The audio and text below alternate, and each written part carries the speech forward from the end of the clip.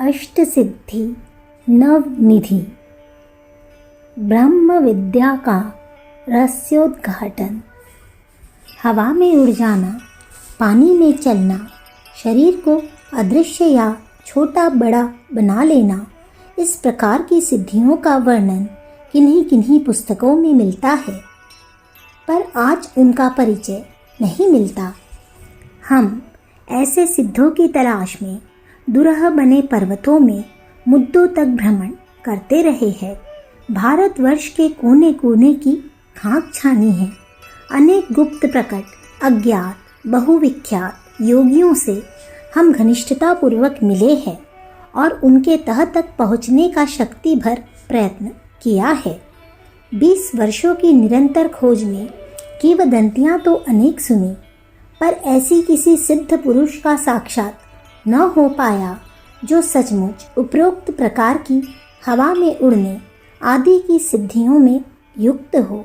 जैसे गृहस्थ बाजीगर अपनी चतुरता, हस्त कौशल, कूट क्रिया द्वारा आश्चर्यजनक करतब दिखाते हैं, वैसे ही चमत्कार दिखाते हुए हमने बहुविख्यात सिद्धों को पाया है। बहुत काल तक उनकी लंगोटी धोकर जब उनकी घनिष्ठता प्राप्त की तो जाना कि असल में सच्ची सिद्धि उनके पास कुछ भी नहीं है। कूट क्रियाओं द्वारा लोगों को अपने चुंगल में फंसा लेने मात्र की कला में वे प्रवीण हैं। ऐसी दशा में इस संबंध में पाठकों से निश्चित रूप से हम कुछ कह नहीं सकते।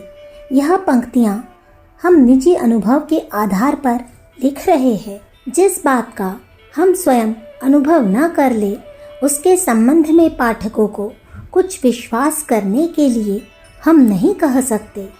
संभव है कि किसी पुस्तक में अतिशयोक्ति के साथ ऐसी सिद्धियों का होना लिख दिया हो। संभव है कोई स्वतंत्र विज्ञान उन सिद्धियों को प्राप्त करने जा रहा हो जो अब लुप्त हो गया हो।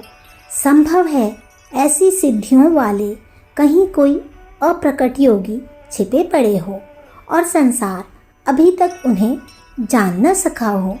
अज्ञात और अप्रत्यक्ष बातों के संबंध में चाहे जैसे अनुमान लगाए जा सकते हैं, पर जब तक कुछ प्रत्यक्ष अनुभव न हो निश्चित रूप से कहना संभव नहीं। इसलिए पातंजलि योग दर्शन में जिन सिद्धियों का वर्णन है, उनके बारे में हम अपना कुछ निश्चित मत पाठकों के सामने प्रकट नहीं कर सकते। आत्मिक बल बढ़ने से कई प्रकार की शक्तियाँ प्राप्त होती है, जिनका हर कोई प्रत्यक्ष अनुभव कर सकता है। जिसकी दिलचस्पी आत्मिक क्षेत्र में होती है, वह आत्मा को शरीर से भिन्न समझता है और सांसारिक पदार्थों की नश्वरता को भली भांति समझता है।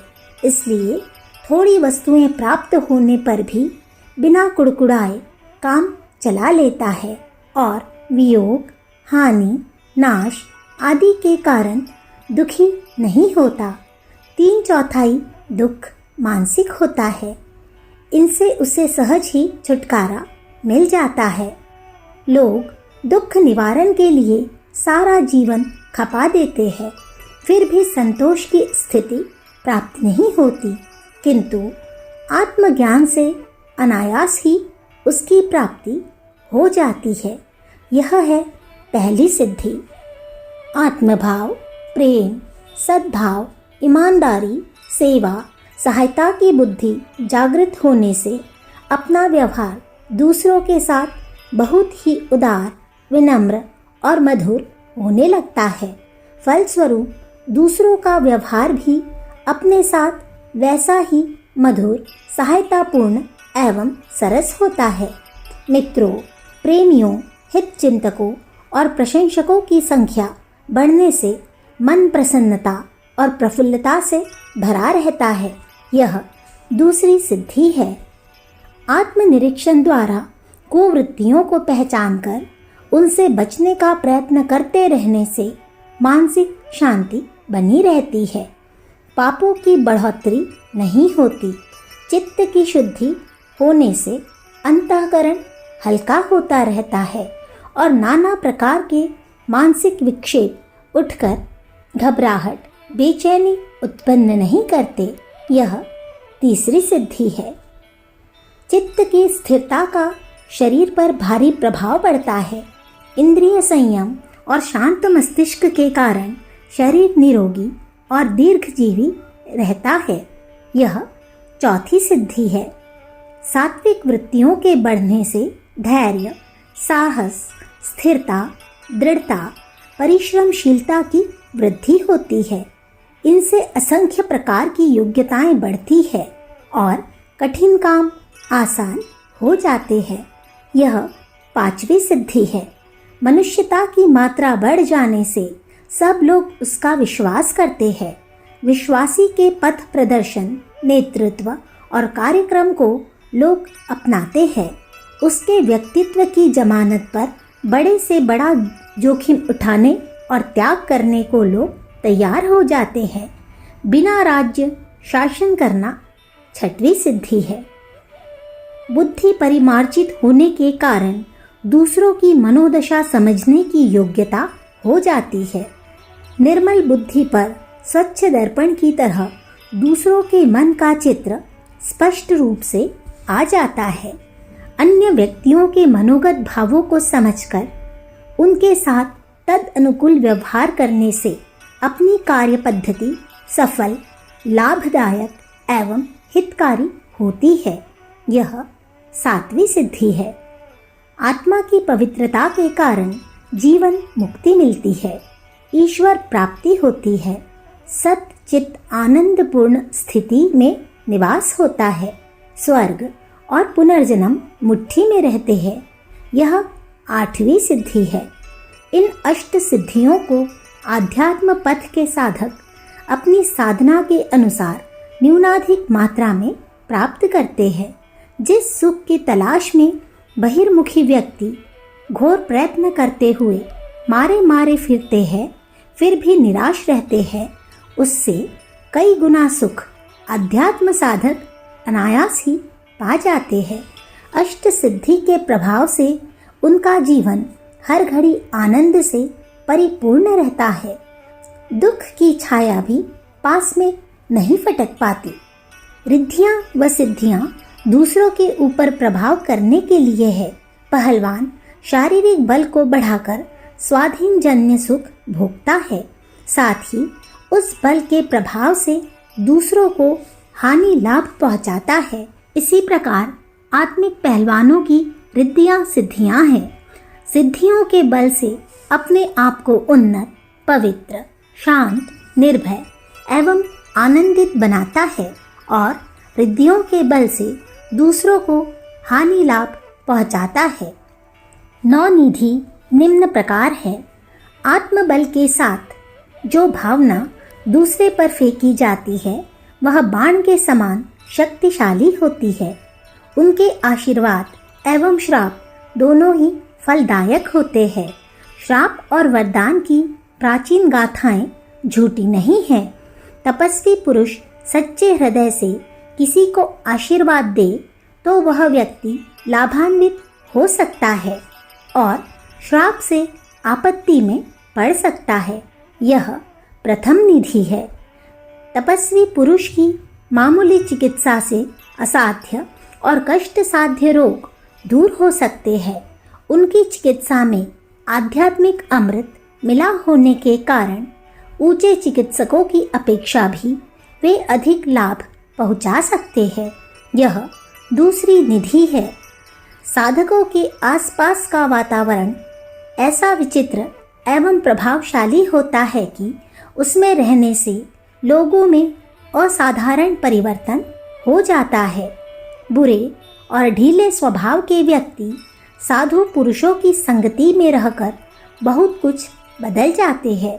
उनकी शारीरिक और मानसिक बिजली इतनी तेज होती है कि पास आने वाले व्यक्ति को अपने रंग में रंगे बिना अछूता नहीं छोड़ती। यह तीसरी निधि है। मैस्मरिज्म, हिप्नोटिज्म, परकाया प्रवेश आदि तरीके से वे निकटस्थ या दूरस्थ मनुष्य को सम्मोहित करके उसके अंदर के मानसिक दोषों को हटा सकते हैं और उसके स्थान पर सद्गुणों के बीज अंतर्मन में जमा सकते हैं। यह चौथी निधि है। पूर्व कर्मों के फलस्वरूप जिस प्रकार का भविष्य बन रहा है उसको पहले से ही देख सकते हैं। यह पांचवी निधि है। भूतकाल की घटनाएं और विचारधाराएं नष्ट नहीं हो जाती वरन ईश्वर तत्व में अंकित रहती है। आध्यात्म साधक किसी व्यक्ति का भूतकाल अपनी दिव्य दृष्टि से देख सकता है और बिना पूछे किसी व्यक्ति का परिचय जान सकता है। यह छठवीं निधि है। योग साधक अपनी शक्ति साधना, तपस्या, आयु, योग्यता का कुछ अंश दूसरों को दान कर सकते हैं तथा किसी के पाप और कष्टों को स्वयं भुगतने के लिए आत्मबल से अपने ऊपर ले सकते हैं। यह सातवीं निधि है।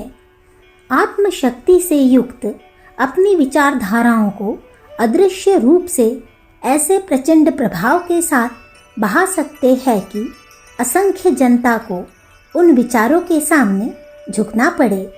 आपने देखा होगा कि बक्की उपदेशक इधर उधर कतरनी सी जीप चलाते फिरते हैं पर उनका कुछ भी प्रभाव नहीं होता, किंतु सच्चे महापुरुष थोड़ा कहते हैं तो भी उनके प्रचंड विचार बड़े बड़े कठोर हृदयों के पार हो जाते हैं। उनका ऐसा तीव्र प्रभाव पड़ता है कि उपेक्षा करना कठिन हो जाता है। आत्मशक्ति युक्त महापुरुष अपने मनोबल से जनता के विचार पलट सकते हैं, युगांतर उपस्थित कर सकते हैं। यह आठवीं निधि है। निराशों को आशान्वित, आलसियों को उद्यमी, मूर्खों को पंडित, रोने वालों को आनंदित, पापियों को पुण्यात्मा, दरिद्रों को ऐश्वर्यवान, अभावग्रस्तों को वैभवशाली बना देना, सोते हुए को जगा देना, नर को नारायण के रूप में परिवर्तित कर देना, अर्धमृतकों में प्राण फूंककर सजीव कर देना, यह नौवीं निधि है। अष्ट सिद्धि नव निधि से स्वभावतः योगी लोग संपन्न होते हैं। जितनी जिनकी जैसी साधना है उसे उसी मात्रा में रिद्धि सिद्धियां प्राप्त होती है। इनका दुरुपयोग करना बुरा है। सदुपयोग करने से आत्मिक बल में वृद्धि होती है। जहाँ इनसे बचने के लिए कहा गया है वहाँ उसका तात्पर्य इनका दुरुपयोग न करने से है अथवा कौतूहलपूर्ण बाजीगर के निरर्थक खेलों में रुचि न लेने से है। योगी को स्वभावतः रिद्धि सिद्धियां मिलती है। यह प्राकृतिक क्रम है। अखंड ज्योति जनवरी सन 1945, पृष्ठ संख्या 24, 25, 26। हमारे YouTube चैनल विचार क्रांति दूत अखंड ज्योति पत्रिका को सब्सक्राइब करें एवं अगली वीडियोस प्राप्त करने के लिए बेल आइकन दबाएं। धन्यवाद।